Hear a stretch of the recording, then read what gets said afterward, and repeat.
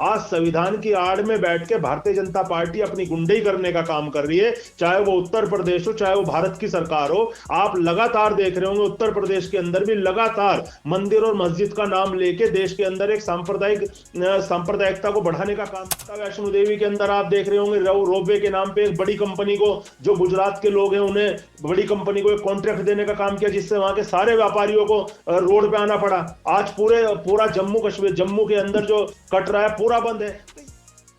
सदन में गृह मंत्री अमित शाह ने बाबा साहब भीमराव अंबेडकर पर जिस तरह की टिप्पणी की है, उसका पूरे देश भर में विरोध हो रहा है। सदन स्थगित कर दिया गया है और तमाम वो लोग जो अंबेडकर को भगवान मानते हैं, बाबा साहब को भगवान मानते हैं, अमित शाह की टिप्पणी पर गलत टिप्पणी कर रहे हैं।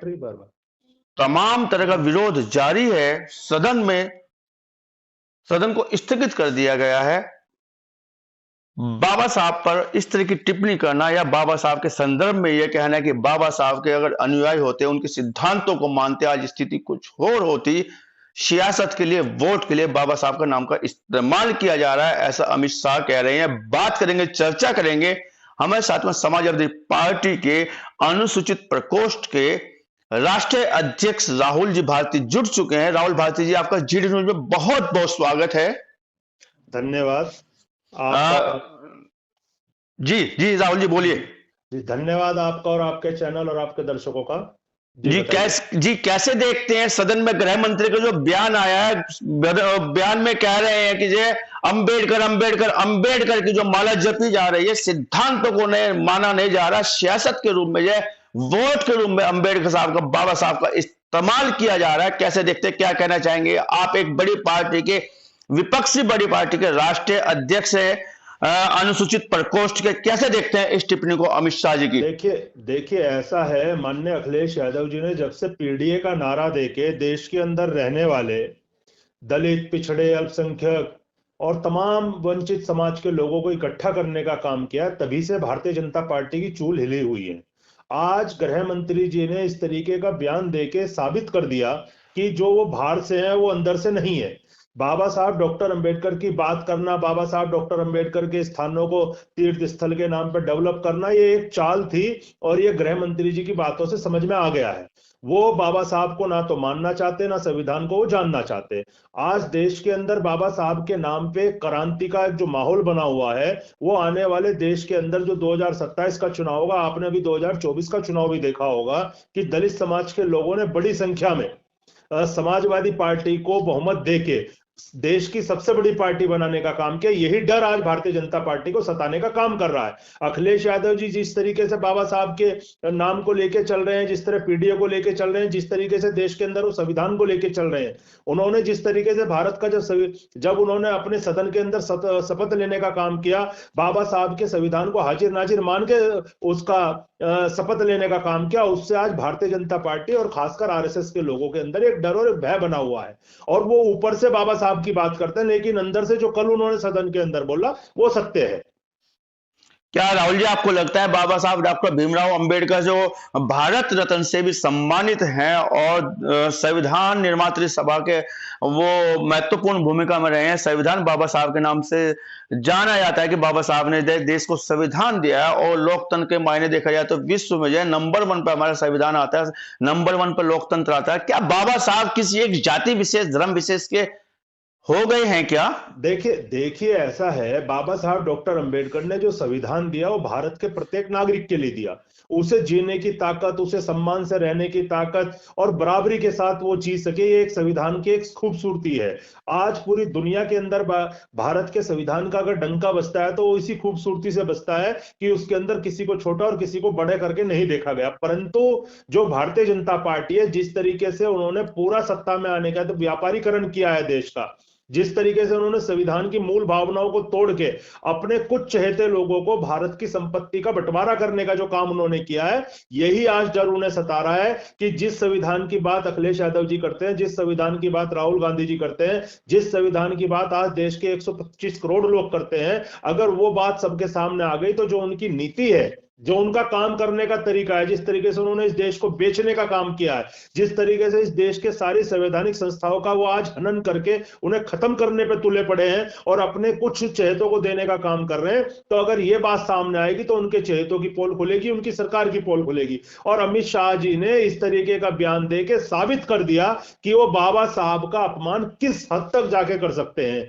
वो किस हद तक जाकर संविधान के खिलाफ अपने काम कर सकते हैं। आज संविधान की आड़ में बैठ के भारतीय जनता पार्टी अपनी गुंडई करने का काम कर रही है, चाहे वो उत्तर प्रदेश हो, चाहे वो भारत की सरकार हो। आप लगातार देख रहे होंगे उत्तर प्रदेश के अंदर भी लगातार मंदिर और मस्जिद का नाम लेके देश के अंदर एक सांप्रदायिकता को बढ़ाने का काम किया जा रहा है, क्योंकि इनके पास ना तो कोई मुद्दे हैं, ना ये चुनाव लड़ सकते अब अपने मुद्दों पे, क्योंकि आज बेरोजगार बड़ी संख्या में इनके खिलाफ हैं, किसान बड़ी संख्या में इनके खिलाफ हैं, नौजवान बड़ी संख्या में इनके खिलाफ हैं, आज व्यापारी वर्ग बड़ी संख्या में इनके खिलाफ है। आप देख रहे होंगे जम्मू के अंदर बड़ी संख्या में व्यापारियों ने बंद किया हुआ है। तो ये जो इस तरीके का माहौल देश के अंदर बना हुआ है वो सरकार के खिलाफ बना हुआ है। और अमित शाह जी की तो नीति रही है जब से वो गृह मंत्री बने हैं, उन्होंने देश के हालात, चाहे वो कश्मीर को लेके हो, चाहे उत्तर प्रदेश को लेके हो, चाहे योगी जी के बुलडोजर को लेके, उन्होंने हालात बहुत खराब कर दिए और बद से बदतर करने का काम अमित शाह जी ने करने का काम किया है।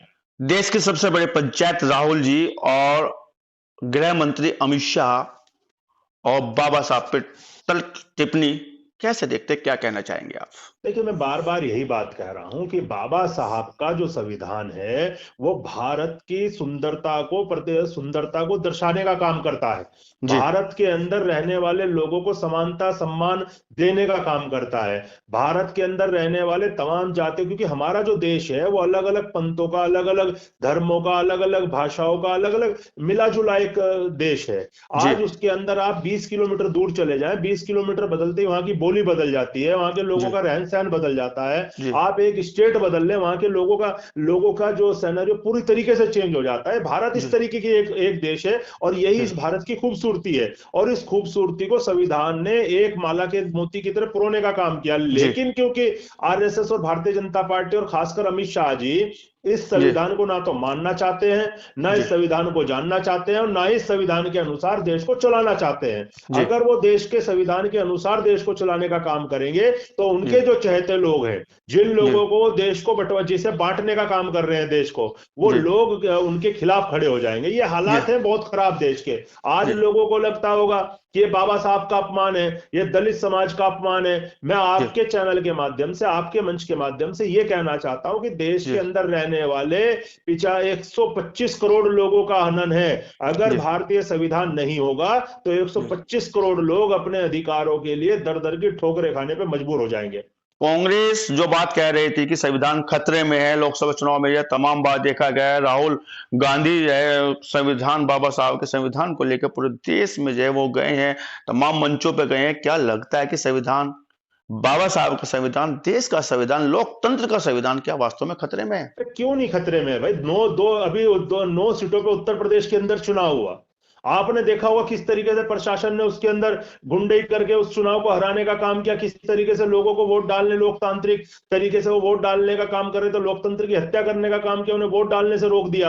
क्यों संविधान खतरे में नहीं है? आज देश के अंदर रहने वाली सरकारी जितने भी संस्थान है वो सारे बेचने का काम कर दिया। आज अडानी अंबानी के पास सारे पोर्ट बेचने का काम कर दिया। तो इस देश के अंदर जो देश की जरूरत वाली चीजें हैं, जो मूलभूत सुविधाएं हैं, आज वो क्या बड़े व्यापारियों के हाथ में गिरवी रखी जा रही हैं। अभी में एक मुद्दा चल रहा है जो आप देख रहे होंगे, ये आस्था की बात करते हैं, ये बात करते हैं कि हम हिंदुत्व की बात करते हैं। अभी माता वैष्णो देवी के अंदर आप देख रहे होंगे रोपवे के नाम पे एक बड़ी कंपनी को, जो गुजरात के लोग हैं, उन्हें बड़ी कंपनी को एक कॉन्ट्रैक्ट देने का काम किया, जिससे वहां के सारे व्यापारियों को रोड पे आना पड़ा।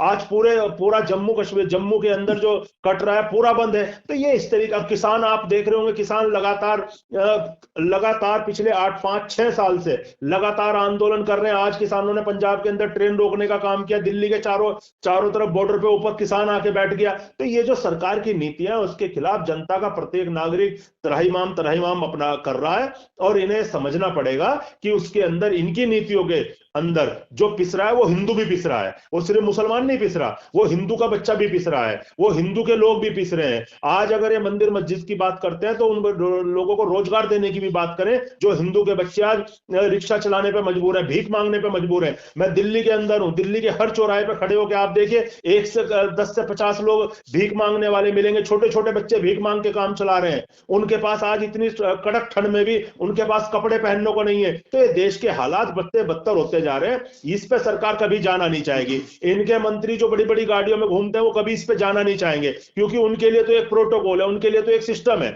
और जितने लोग चुन के सदनों के अंदर जाते हैं वो भी कभी इन चीज पे बात नहीं करते। तो मेरा ये कहना है कि संविधान की जो मूल भावना है, जो संविधान की मानवता वाली विचारधारा है, जो संविधान के अंदर मानवता के लिए बड़ी चीज है, उसे बड़ा करना चाहिए, ना कि उस पर राजनीति करनी चाहिए। और आज भारतीय जनता पार्टी पूरी तरह से राजनीति करने पर उतारू है। आज वो पूरी तरह से भारतीय जनता पार्टी देश के अंदर संविधान को खत्म करने पर उतारू है। अंतिम सवाल आपकी ओर आ रहा है, सूक्ष्म शब्दों में आपका जवाब चाहूंगा कि प्रदेश की सबसे बड़ी विपक्ष पार्टी आप हैं, और जब सदन में इस तरह का बयान आता है गृह मंत्री का बाबा साहब भीमराव अंबेडकर जी को लेके, कैसे देखते हैं आप और क्या कहना चाहेंगे? माफी तलाफी या कैसे बाबा साहब का जो अपमान की बात कही गई है या ऐसा मान रहे हैं आप सब लोग, इसके लिए अमित शाह से आप क्या अपेक्षा रखते हैं? देखिए, अमित शाह जी को सार्वजनिक इसके अंदर माफी मांगनी चाहिए देश के करोड़ों लोगों से, और देश के एक जाति के लोगों से नहीं, देश के तमाम लोगों से, क्योंकि बाबा साहब डॉक्टर अंबेडकर आज पूरे देश के तमाम लोगों के दिलों में बसते हैं। आप देख भी रहे होंगे पिछले चुनावों के अंदर रिजल्ट जो आया है, वो संविधान के नाम पे, संविधान को बचाने के नाम पे, लोकतांत्रिक व्यवस्था को बचाने के नाम पे जिस तरीके से लोग आज एक मत इकट्ठा खड़े हो रहे हैं, जिस तरीके से आज भारतीय जनता पार्टी के खिलाफ एक माहौल पूरे भारत के अंदर बना हुआ है। आज भारत का प्रत्येक नागरिक बाबा साहब डॉक्टर अंबेडकर के संविधान को बचाना चाहता है, लोकतंत्र को बचाना चाहता है, इस देश को बचाना चाहता है।